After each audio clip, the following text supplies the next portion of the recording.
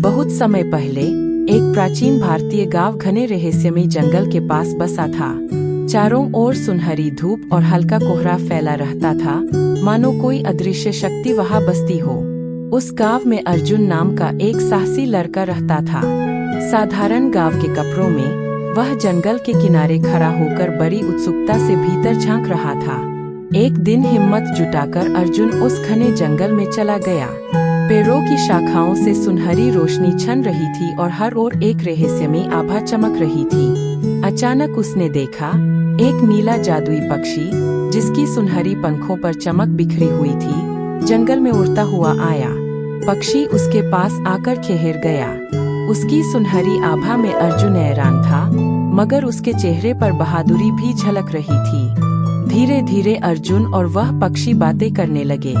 अर्जुन ने दृढ़ स्वर में कहा कि वह गांव वालों की मदद करना चाहता है।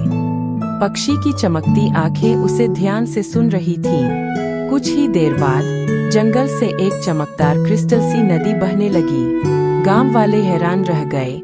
जंगल से जादुई जल बह रहा था और आसपास की प्रकृति भी दमक रही थी। नदी का पानी खेतों तक पहुंचा। हरे भरे खेतों में सुनहरी फसल लहलहाने लगी।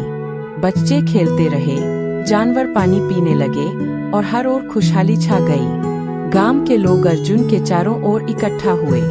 वह विनम्रता से खड़ा था, जबकि लोग उसकी प्रशंसा कर रहे थे।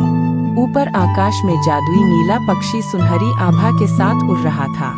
अंत में जंगल के ऊपर उस पक्षी ने अपने सुनहरे पंख फैलाए और पूरे गांव ने श्रद्धा और आश्चर्य से उसकी ओर देखा। जंगल अब भय का स्थान नहीं रहा, बल्कि जीवन और जादू का स्रोत बन गया।